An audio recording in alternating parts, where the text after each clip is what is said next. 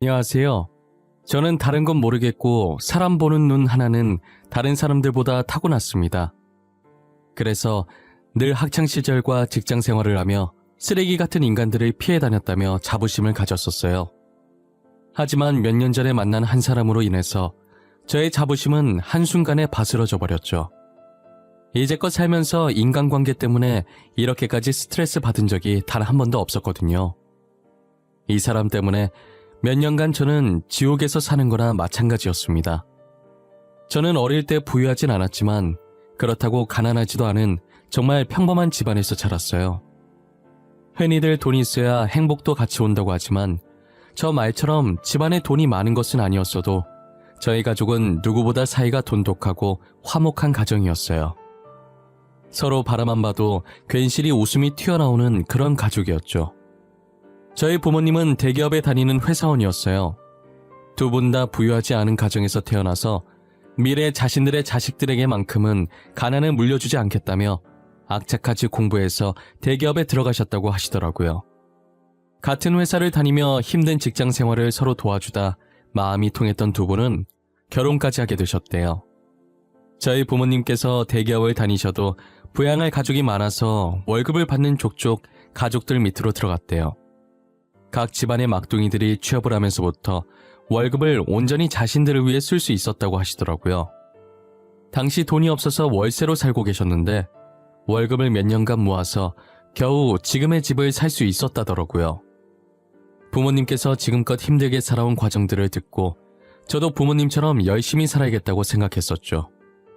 그리고 이건 제가 중학생 때 알게 된 것인데 저희 외가 쪽이 원래는 무당 집안이었다고 하더라고요.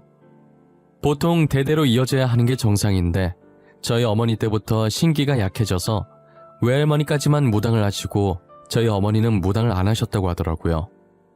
신기가 약해졌긴 하지만 아예 못 느끼는 건 아닌지 어머니는 항상 기분이 찝찝할 때 저보고 무슨 일이 생길 것 같으니 늘 조심하라고 언지를 주셨었어요.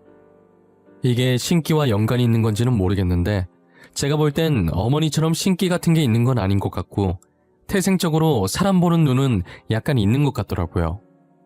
다른 사람의 속내를 들여다보는 능력이 있다고나 해야 할까요? 그 사람이 하는 이야기를 조금만 들어봐도 어떤 사람인지 금방 파악이 되는 거예요. 어떤 속셈으로 제게 다가왔고 앞으로 어떤 행동을 할지 예상이 가기 시작했어요. 저는 그런 식으로 제게 도움이 되지 않을 사람들을 피해 다니며 안정적인 인간관계를 유지해 왔었어요. 이건 학창시절과 회사 생활할 때는 물론이고 연애를 할 때도 마찬가지였어요. 초기 얼마나 좋던지 남자친구가 저 몰래 바람을 피면 제가 직접 현장을 잡는 건 기본이었고 한 번은 만나고 있던 남자친구가 사기꾼인 것도 잡아냈었다니까요. 이 정도 되니까 이게 단순하게 촉이 맞는 건지 제 자신이 무서울 때도 많았어요. 저는 더 이상 저런 추한 꼴을 보고 싶지 않아서 연애를 안 하려고 했어요. 그런데 친구가 정말 괜찮은 남자가 있다고 이 기회 놓치면 정말 후회할 것 같다고 하는 거예요. 자신이 결혼 안 했으면 당장 이 남자 만났을 거라고 호들갑 떨길래 어떤 사람인지 궁금하긴 하더라고요. 단순 궁금증으로 소개팅에 나갔다가 초고속으로 결혼까지 하게 될 줄은 꿈에도 몰랐어요. 집안도 어느 한쪽으로 기울지 않고 저와 남편 둘 다 비슷하게 평범한 집안이었어요. 외동아들이라길래 오냐오냐 자라서 자기밖에 모를 거라는 편견이 있었는데 제가 생각했던 것과 다르게 배려심도 많고 저를 엄청 챙겨주더라고요. 아마 남편과 결혼하게 된 이유도 항상 저를 먼저 생각해주는 마음이 있었던 것 같아요. 결혼한 지 몇 년이 흐른 지금도 남편은 여전히 무슨 일이 생기든 늘 저부터 생각해주거든요. 저는 남편과 단기간에 사랑에 빠졌고 만난 지 6개월 만에 소중한 생명이 찾아왔어요. 처음 임신 사실을 알곤 겁이 나서 남편에게 말도 못하고 혼자서 끙끙 앓으며 남편도 멀리 했었어요. 남편은 계속 자신을 멀리하는 제 반응에 벌써 저희에게 권태기가 왔다고 생각을 했었대요. 제가 임신을 했을 거라는 것을 정말 생각하지 못했고 어떻게 하면 권태기를 이겨낼 수 있을까라는 생각밖에 안 했다고 하더라고요. 남편에게 사실대로 임신을 했다고 털어놨을 때 자신한테 질린 게 아니라서 다행이라고 안심했대요. 그리고 늘 배려했던 사람인지라 먼저 제 의사부터 물었죠. 수연아, 너는 어떻게 하고 싶어?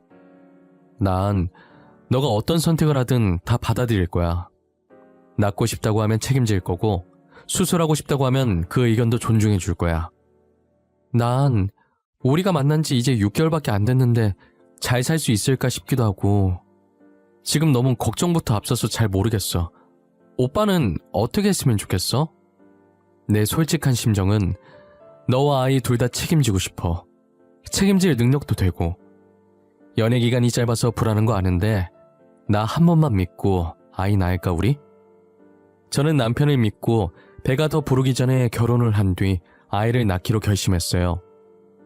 이미 결혼 전 시부모님을 몇 번 뵌 적이 있기 때문에 시댁 걱정도 없었어요. 시부모님이 워낙 저를 딸처럼 잘 챙겨주셨었거든요. 저희 부모님도 시부모님을 보시곤 사람 좋아 보인다고 다행이라고 하셨었어요. 저는 정말 식장을 들어서는 순간에도 결혼을 잘했다고 생각을 했었어요. 신혼여행을 다녀오기 전까지만 해도 말이에요. 저희 남편이 외동이라 시댁살이를 했었는데 집으로 돌아오니 엄청난 일들이 저를 기다리고 있더라고요. 온화하시던 시어머니는 온데간데 없었고 드라마에서만 보던 시집살이가 제 눈앞에 펼쳐졌어요. 친구들도 제 시댁살이를 말렸을 때 제가 사람 볼 줄 안다고 저희 시부모님은 그러실 분 아니라고 자신만만했었는데 역시 시자 붙은 집안은 다 똑같은 것이었어요. 일부러 저를 시키려고 모아둔 건지 밀린 집안일이 잔뜩 있더라고요.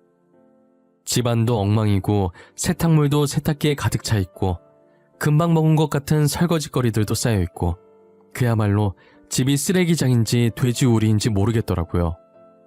하필 남편이 회사에 급하게 일이 있다고 불려가는 바람에 도와줄 사람도 없었어요. 제게 닥친 현실을 부정하려고 했지만 시어머니께서 저를 부름과 동시에 현실을 직시하게 되었죠. 정신 차려보니 제가 설거지를 하고 있었고 빨래를 돌리고 청소까지 하고 있더라고요. 임신 초기에 몸조심해야 하는데 신혼여행 다녀오자마자 집안일 한다고 몸을 쉬질 못해서 그런지 아랫배가 살짝 당겨오는 기분이 드는 거예요. 혹시나 아기가 잘못되면 어떡하나 걱정했는데 조금 누워있으니까 괜찮더라고요. 날이 갈수록 시어머니의 본성이 드러나기 시작했는데 첫날부터 저 날렸음에도 불구하고 여기서 더 드러날 게 있다니 대단할 지경이었어요. 시아버님께서는 가만히 계셨는데 시어머니께서 제게 뭐라든 말릴 생각이 없어 보이셔서 미웠어요. 제가 임산부라는 사실을 잊으신 것인지 김장을 하라고 하질 않나 제사상을 차리라고 하지 않나 힘든 일만 모조리 제게 시키시더라고요. 그것도 항상 남편이 집에 없을 때만 골라서 말이죠. 남편은 제가 이런 수모를 당하고 있는지 전혀 모르고 제가 괜히 말했다가 모자 사이만 갈라놓는 나쁜 아내, 며느리 될 것 같아서 말도 못하겠는 거예요. 제가 시어머니 때문에 밤마다 남편 몰래 얼마나 울었는지 몰라요. 남편은 제게 한결같이 잘해주는데 남편만 믿고 이 결혼을 이어가도 되는 건지 확신이 안 서더라고요. 그렇다고 분가를 하자니 나이 드신 시부모님 걱정이 되는 건 어쩔 수 없었어요. 혼자서 결혼 생활을 이어갈지 말지 고민하던 와중에 병원에서 연락이 온 거예요. 친정아버지께서 사고를 당하셨는데 머리를 크게 다치셔서 지금 사경을 헤매고 계신데요. 저는 분명히 오전까지 웃으며 전화했던 분인데 간호사가 다른 환자랑 착각해서 잘못 전화한 걸 거라고 아버지 무사하실 거라고 남편과 함께 병원 가는 내내 속으로 몇 번이고 되뇌었는지 몰라요. 남편도 너무 놀라서 운전이 손에 안 잡힐 것 같던지 바로 택시를 잡더라고요. 불안해하는 제 모습을 보고 남편은 어차피 지금 어떤 말을 하든 제게 안 들릴 걸 아는지 아무 말 없이 자신의 따뜻한 손으로 조용히 제 어깨만 감싸주더라고요. 택시에서 내리자마자 다리가 떨리기 시작하더니 말을 제대로 듣지 않더라고요. 결국 남편의 부축을 받고 병원 안으로 들어섰어요. 대기실에 들어가서 켜져 있는 화면을 보는데 수술 중 명단에 친정아버지 이름이 떠 있는 거예요. 아버지 이름을 보는 순간 눈물이 주체가 안 될 정도로 나더라고요. 수연아, 괜찮을 거야. 수술하면 다 괜찮아지실 거야. 너무 걱정하지 말자. 아버님 강한 분이시잖아. 그러니까 잘 이겨낼 수 있게 씩씩하게 기다리고 있자. 응? 오빠, 나 아직 아빠한테 효도도 못 해드렸는데 어떡해? 아빠랑 하고 싶은 게 너무 많이 남았는데 어떡하냐고. 결혼한 뒤로 잘 챙겨드리지도 못하고. 아버님 태어나시고 효도해드리면 되지. 아버님 분명히 이겨내실 거야. 이대로 가실 분 아니야. 아버님은 어떻게 여기까지 오신 분인데. 나 진짜 나쁜 상상하기 싫은데 왜 계속 이상한 느낌이 드는 걸까? 나 무서워. 알잖아, 내 촉 좋은 거. 지금 기분이 너무 무서워. 뒤늦게 저희 연락받고 오신 친정어머니께서 넋을 놓고 대기실로 오시더라고요. 대기실에 앉아있는 저희를 보자마자 다 자기 잘못이라고 주저앉으시더라고요. 다 내 잘못이야. 수연아, 나 때문에 네 아빠가 어쩌면 좋니? 내가 나가지 말라고 더 세게 말렸어야 했는데 다 내 탓이야. 엄마, 그게 무슨 말이야? 엄마 잘못이라니. 엄마가 사고 낸 것도 아니잖아. 이게 어떻게 엄마 잘못이야? 운전자가 잘못한 거지. 내가 바나나 먹고 싶다고 하지만 않았어도 이런 일 없었을 거야. 바나나가 먹고 싶다고 입 밖으로 내뱉는 순간 이상한 기분이 들더라고. 그래서 나가지 말라고 했는데. 저녁을 먹고 바나나 먹고 싶다는 친정어머니의 말에 친정아버지께서 나갈 준비를 하셨다고 하더라고요. 평소에 두 분이 사이가 워낙 좋았던지라 이 말만 들었을 땐 평소와 다를 게 없었어요. 하지만 친정아버지께서 나갈 준비를 할 때 친정어머니께서 알 수 없는 느낌을 받았다고 하시는 거예요. 제가 초반에 친정어머니께서 약간의 신기가 있다고 말했었잖아요. 이상한 느낌을 받고 친정아버지가 못 가게 잡았는데 별일 없을 것이라고 집안 마트 잠깐 가는데 그 사이에 뭔 일이 생기겠냐고 하고 나갔다는 거예요. 저희 친정 아파트 단지에서 바로 길 건너면 대형마트가 있었거든요. 친정아버지께서 신호를 기다리고 있는데 비틀거리는 차를 미처 보지 못하고 사고를 당하신 거죠. 친정어머니의 말을 듣고 가해자를 찾아가니 면허 취소가 될 정도의 음주 상태더라고요. 가해자 부인되는 사람은 미안하다고 연신 고개를 숙이는 거예요. 한두 번이 아니었는지 자연스럽게 합의를 부탁하길래 저는 무조건 징역 살게 할 거라고 합의는 무슨 일이 있어도 절대 해줄 수 없다고 소리친 후 다시 대기실로 돌아왔어요. 친정아버지께서 몇 시간의 긴 수술을 마치고 새벽에 수술실에서 나왔으나 의사 말로는 지금 상태로 장담할 수 있는 게 아무것도 없다고 하시더라고요. 생각보다 너무 크게 다쳐서 오늘 며칠 동안은 지켜봐야겠다고 하셨죠. 친정어머니께서는 일단 본인이 병원에 계속 계시겠다고 하면서 제게 이러다 애까지 잃겠다고 임산부인 저를 집으로 보내시더라고요. 남편이나 저나 발길이 떨어지지 않았지만 아이 때문에 어쩔 수 없이 집으로 돌아왔어요. 제가 시어머니께 정이 떨어지기 시작한 건 집에 도착하고 나서부터였어요. 남편은 집에 도착하자마자 잠도 2시간밖에 못 잔 채 회사로 출근했고 시어머니께서는 남편이 출근하자마자 친정아버지 안부를 묻긴커녕 아침밥 차려달라고 난리인 거예요. 사돈이 지금 생사를 오가고 있는데 어쩜 저럴 수 있는지 이해가 가질 않더라고요. 저는 끓어오르는 화를 눌러 담고 시부모님 아침밥을 차려줬어요.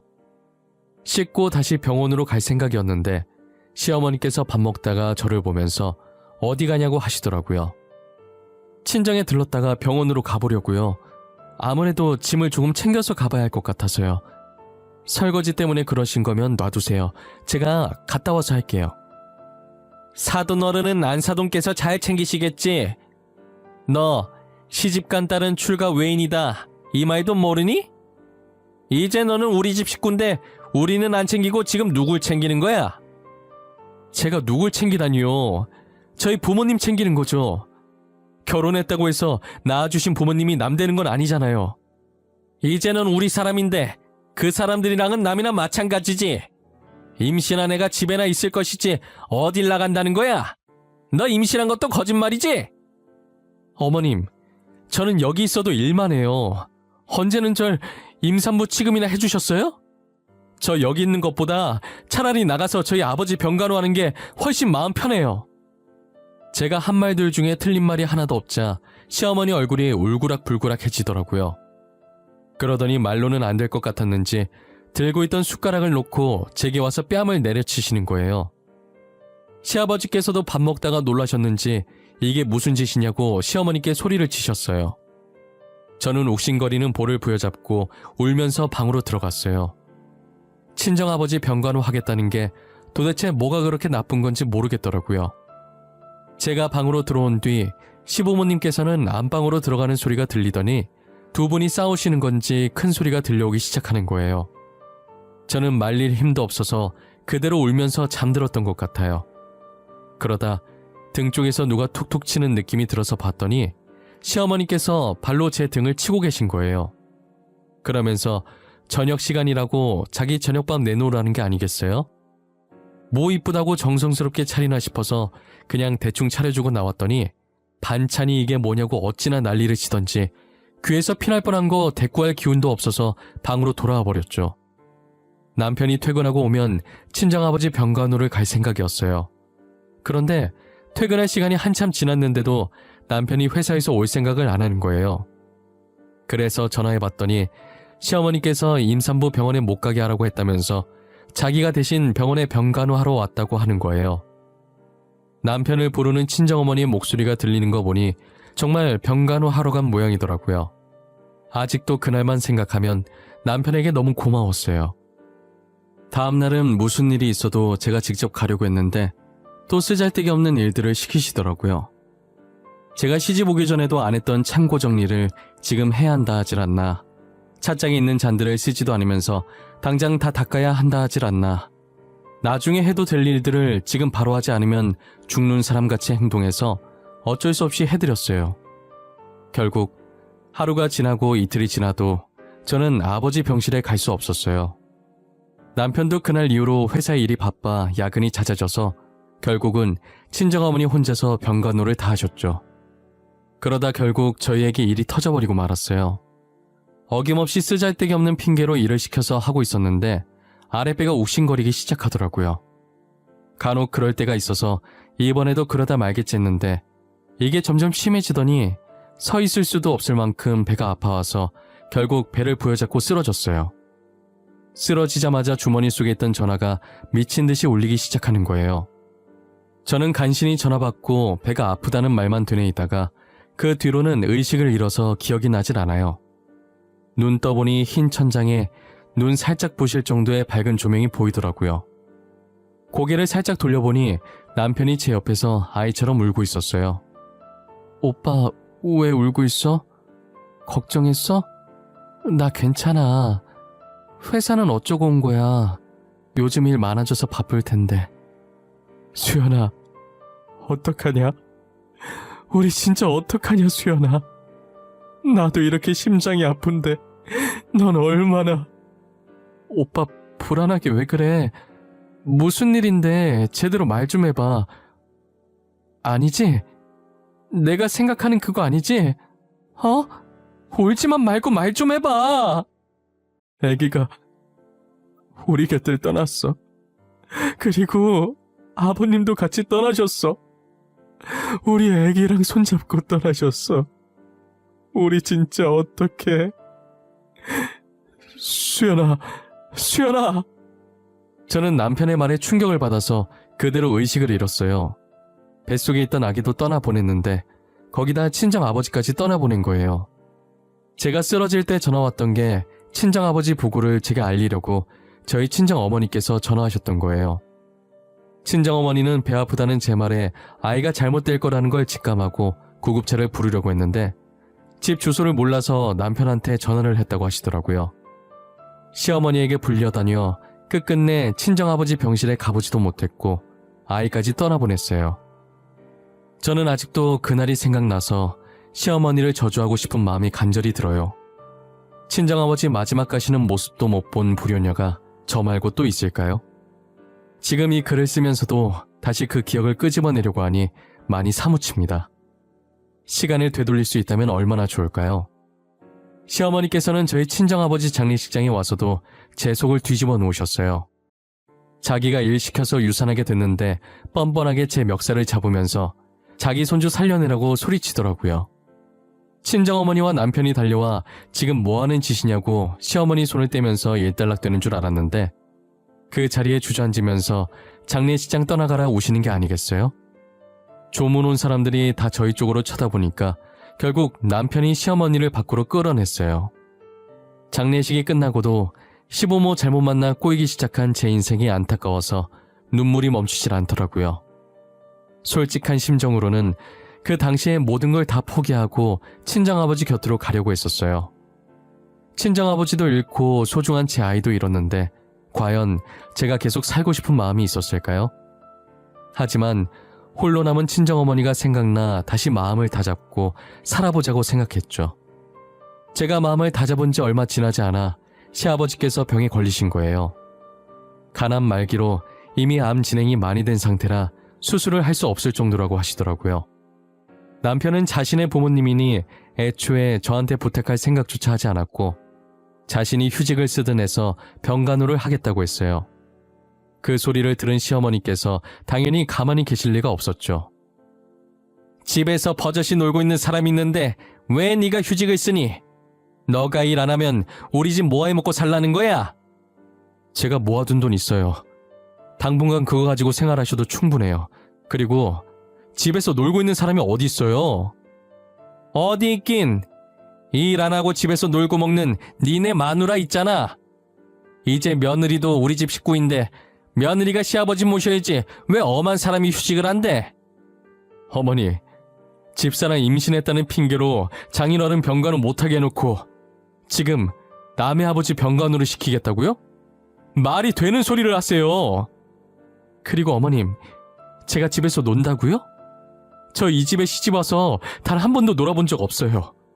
제가 유산한 건 어머님 때문이에요. 알아요? 그날도 괜히 안 해도 될 일을 시켜서 그렇게 된 거잖아요. 시어머니께서 저를 계속 집에서 아무것도 안 하는 식충이 취급을 하길래 저도 화가 난 나머지 이때까지 시어머니께 겪었던 수모들을 남편에게 말하기 시작했어요. 제가 말을 하면 할수록 남편의 표정이 점점 굳어가더라고요. 남편에게 전화해서 임산부 병원 못 가게 하라고 한 것도 일부러 친정아버지 병간호 못하게 하려고 그런 것이었다고 하자 남편은 경멸에 가득 찬 눈으로 시어머니를 쳐다봤어요. 시어머니 얼굴은 하얗게 질려서 흔들리는 눈으로 딴 곳만 쳐다보고 계시더라고요. 어머니 제정신이에요? 사람이 어떻게 그래요? 어머니 원래 그런 사람이었어요? 저희 연애할 땐 수연이 딸처럼 잘해주시더니 다 연기하신 거였냐고요? 아들아, 내 말도 좀 들어보거라. 이거 다 오해야, 어? 내가 딸은 출가 외인이라는 말을 한 건 맞는데 듣기 싫어요. 집사람 아끼는 마음이 걱정돼서 그러신 줄 알았는데 일부러 못 가게 하신 거였어요? 나중에 장인어른 얼굴 어떻게 보려고 이래요? 결국 어머니 때문에 저희 애까지... 어머님, 그 와중에 변명하시려고 하신 거예요? 제가 한 말 중에 과장된 말 하나도 없어요. 그리고 저희 애 어머님께서 그렇게 만들어 놓고 장례식에서 어쩜 그렇게 뻔뻔하게 저한테 그러세요? 그럼 아버님 장례식에 와서 손주 살려내라고 소리 지르던 것도 다 연기였어요? 저 이제 어머니가 무서워요. 다시는 보고 싶지 않아요. 저희 분가할 거고 아버지도 어머니께서 모시세요. 남편은 그간 제가 당한 고통이 이것과는 비교도 안 되겠지만 반의 반만이라도 느껴보려고 하면서 시아버지의 병간호를 시어머니께 맡기시고 연을 끊어버렸어요. 저희는 그 길로 집에 돌아와 짐을 정리하고 분가를 해서 둘이서 살기 시작했죠. 저는 가끔씩 친정아버지와 아이가 떠나던 날을 생각하며 울었어요. 남편은 그럴 때마다 아무 말 하지 않고 저를 감싸주면서 같이 울어주었죠. 시어머니와 함께 살지 않으니 숨통이 트이는 기분이었어요. 그렇게 1년 정도 살다 보니 늘 제 곁을 지켜주는 남편 덕분에 아팠던 기억도 이젠 어느 정도 아물고 더 이상 아프진 않지만 지워지지 않는 흉터로 여전히 남아있더라고요. 모닝커피를 마시다 문득 쎄한 기분이 한순간에 저를 덮치더라고요. 저는 곧장 방에 들어가 남편에게 잊고 있었던 시아버지의 상태를 물어봤어요. 제 물음에 귀신을 속여도 저는 못 속이겠다고 하면서 웃길래 왜 그러냐고 했더니 안 그래도 방금 전화로 부고 소식 들었는데 끊자마자 제가 방으로 들어왔다는 거예요. 가끔 저도 이런 쪽으로 제 촉이 맞을 때마다 깜짝깜짝 놀라곤 해요. 남편이 저보고 같이 가겠냐고 물어보길래 시아버지께서 제게 뭔 짓을 한 건 아니지만 시어머니를 말려주시지 않아서 좋은 감정이 있었던 게 아니라 안 가겠다고 했어요. 남편은 장례식을 마치고 돌아와서는 헛웃음을 치더라고요. 아버님 잘 보내드리고 왔어? 뭐야? 거기서 무슨 일 있었어? 왜 혼자서 헛웃음을 치고 있어? 아버지 사망보험금 있잖아. 그거 다 나한테 왔다? 원래 어머니한테 가야 되잖아. 근데 나한테 왔어. 그리고 아버지께서 남기신 재산도 다 나한테 왔다? 웃기지? 그래? 하나뿐인 아들한테 주시고 싶으셨나 보다. 어머님이랑 아버님도 사이가 안 좋으셨나 봐?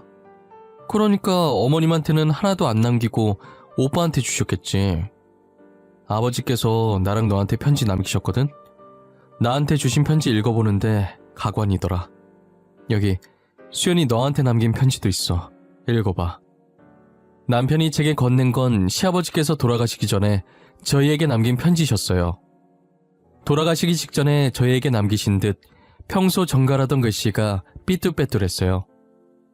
그동안 저와 지내면서 미안했던 감정들을 편지에 담으셨더라고요.